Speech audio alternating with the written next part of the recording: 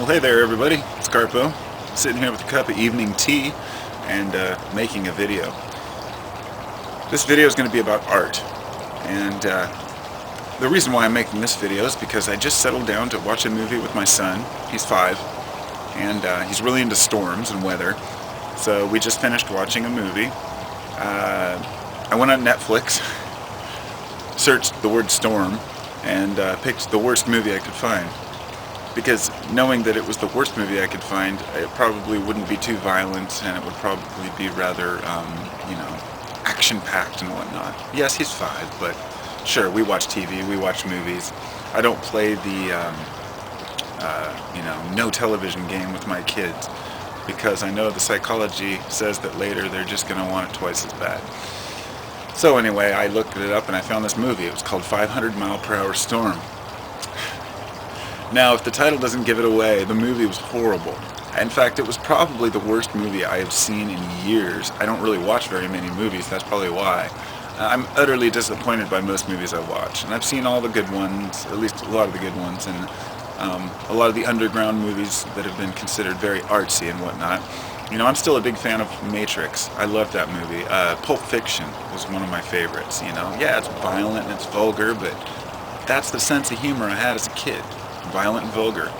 I was never a violent person, and I was never vulgar around those who, would find it distasteful or whatnot, but it's something that guys do, joking around about things like that. So anyway, it got me thinking about art. I consider movies to be art. I consider anybody who is putting their love into something to be an art. I mean, I could even say that what I do here with my videos is a form of art, although I won't, because I don't see that as art. I had a debate with a guy a while back about art. He was an artist, painter in, I think, New York or something, and he was talking about how much he despised the fact that people were calling everything art. And he was kind of belittling people's, what he called, weekend warriors and hobbyists. And I can understand that from an artist's point of view, but I said, look, art is meant to move. Art is meant to make the artist move and to move those who see it. So it doesn't matter who's making it. It doesn't matter whether they have training. And I've found that most of the artists that have training tend to have this snobby attitude that, that's so Renaissance, or, it's in other words, the minute you start labeling art, then you are talking about a particular form of art instead of art in general. So movies can be art too, and a lot of the movies that I've seen are very artistic, of course we know this. So what got me thinking about this was, what about the movies that really suck? So those movies are an art form they really suck to make a buck, okay? And often the same thing happens with regular art. It really sucks, and it's only designed to make a buck. But I think that true art comes from the heart. I think that most people who paint, draw, write, people who are artists at heart, like myself. I mean, I play guitar, bass, drums, I play every instrument I can get my hands on, and I consider that art. I like to write, I like to make movies and documents and, paintings. All these different things are art to me. I do Fimo clay, I make jewelry. I consider hunting for knowledge an art form in itself, and but I started thinking about some of these movies and the way, I guess, the way that people are portrayed as being just idiots. The people in this movie were complete idiots. I mean, not just the matter of the fact that a tornado was constantly chasing them, and as soon as they found shelter, there was not a cloud in the sky, that kind of stuff. It was a ridiculous movie. It was designed to be cheap, quick, and make a buck. That's understood. Now, with that set aside, why can the acting be so horrible in a movie? And this is kind of what I wanted to get to in the main point here, was that how can people be represented as being so stupid on television? Is it because they really are that stupid and shallow? Now, for example, this family, they're in this movie, they rush home because there's this storm that wipes out a whole bunch of people at the beach and kills a bunch of people that are in these hot air balloons, so they run back to their house and start making sandwiches. And the husband's like, we've got to go. And the wife's like, why? And I'm like, okay, you know, they're dumb. You know, and they get in their car and they're driving off, and all of a sudden out of this nowhere comes this storm, and the way that they're behaving, I guess, it's not the movie content, is what I'm trying to say. It's the way that people are portrayed as being completely dumb and dumbed down. And I think that often this is the image that people have of each other. In other words, the television tells a lot of people how people are. And subconsciously, they begin to really believe that people are this stupid, you know, that they make these dumb of decisions. We hear one news clip about a person who did something foolish, and we suddenly think that everybody with a gun is an idiot, right? We hear one news clip about somebody who put his baby in the dryer. You know, go on and down the list. You can go down a list of everything that's been done to a baby, okay? Nothing shocking anymore. It's just, nothing is. But with 350 million people in this country alone, and one person's bound to do that, and it's bound to get on the news. That's just how it is. So when we hear this, we think, oh, well, of course, you know, people generalize and say, oh, well, this person lives, oh, they must live in the South, or, you know, people start pointing fingers and assuming it's because of where they live, or their upbringing, or maybe they're inbred, or white trash, and all these labels start coming up. And I think that many of the labels that we associate to actions, the things that happen, are based on what the news tells us and what we see in movies, you know, the way that people portray each other as being just dumb. I observe it in the way that people respond to each other. A person can have a very legitimate, well thought out comment, let's say on YouTube, and another person will just say, oh, you're just a dumbass, or you're just doing this. And they start accusing the person of being a certain way that I can see when I observe the comments. I can see a person being attacked and say, well, this person's reflecting what they've heard somewhere else. Or you may find that a person is constantly repeating things that you've heard in other places. And, you know, this extends back to all the programs that we watched as kids as well. You know, Roscoe P. Coltrane, you know, I loved watching the Dukes of Hazzard, you know. Sure, I knew you couldn't really do that with cars, but, you know, as a kid, it's great, it's fun, you know. Boss Hogg, the old generalized version of the slob, fat, slothy, you know, local cop who's a glutton, and the good old boys who mean well but aren't really causing any problems. All the archetypes and symbolism that we see in movies. And we really forget that we can't take that too seriously, because it's really not the reality of how life is. Now, if you go and you take a director, you know, somebody who has really,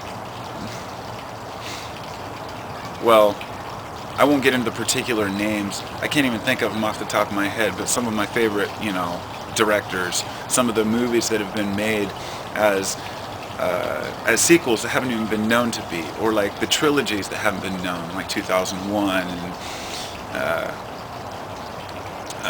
Doctor Strangelove, and many of these very, you know, deeper understandings. So there's these underlying archetypes under each movie and each show that it seems like a lot of people miss, although their subconscious picks up on it, and they seem to just see the surface of it and not understand, hey, this is sarcasm. You know, this is humor here. It's like the people that think that Colbert is dead serious when he talks about things. Stephen Colbert. People either love him or they hate him, you know. I think he's hilarious, you know. Guys like George Carlin with their dry satire and humor, you know. People might say, oh, he's just a grumpy guy. No. You know, he was a man who understood. He could take the emotion and turn it into an art form. So, I guess all I'm saying is that these ideas that we see around us, these archetypes that we see in the movies, are often the people who understand the deeper underlying meanings can see it for what it is, and those who just see it for the surface tend to really think that they're trying to portray people a certain way. And honestly, while I'm thinking about it, one of the funniest things that I've noticed today about many of the so-called conspiracies going around on online and YouTube and whatnot are based on books or movies. And then when you make that aware to the people, they'll say, no, the book or the movie came because they were trying to, make a book or a movie about this idea. I guess it's like the old, the old cycle of, where did it originally come from? Who created who, what created what. But I like the arts. I like movies. I enjoy watching television, just not television. You know what I mean? I don't watch commercials. I don't have network TV. I have Netflix and I download movies sometimes, but the very few times I turn on you go to somebody's house and they have the television turned on and there's commercials, it's just a total nuisance to me. I mean, I cannot even stand it. I don't listen to the radio at all for the same reason. One commercial comes on, it just ruins the wholeness. Turn it off, I want a constant flow of that art form.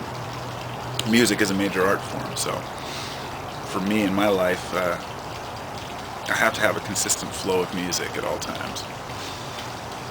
So, those were just some words about art and life. And it is frustrating that people are so snobbish about art to think that they can really label it and call it their own. Let me put it this way. A guy could take 4 years of art school, learn how to be a painter and learn every medium and whatnot, and paint a picture next to a guy who's never painted a picture in his life, never even held a paintbrush, and they're both art. Okay? A person could dispute that all day and say, nope, it's not art unless it's this or that.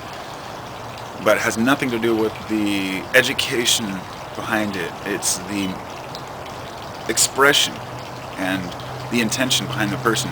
In fact, the new artist might actually have art, whereas the artist does not, because he may be painting from such a strict set of standards that he's really missing the feeling that comes with it. I want to extend this to music for a minute, because this is a major, as being a major music fan, I've never taken it to the point where I obsess over timing. I started playing bass when I was about 14, and because I thought my fingers were too big for guitar, and then years later realized I just didn't have the patience to learn the chords right. So then I started playing guitar too, and I played bass in a band with my brother for a while, and I think I have good timing, I have good tone, good rhythm, but I never had lessons, so I don't understand scales. I just go by feeling. And a lot of musicians would cringe at the idea of not knowing scales and not knowing how to read music. But for me, it's opened up my playing, especially with bass, let's say, to create things that I otherwise may think, I'm restricted from doing this because it's not in this set. Oh no, the F7 doesn't go with the C sharp. You know what I mean? By abandoning what we think should be art and what we're told is art, we can create so much more. And it doesn't mean that we can't learn the techniques that will help us get there, but I think that if we overlearn things, it becomes a little too much sometimes. And that's my opinion on art. Others may have their own, but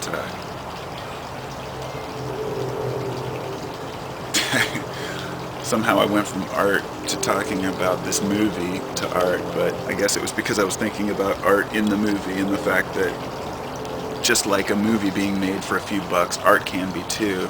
And just like you can see the actors aren't acting like real people, you can see that the actor behind the art is not producing real art.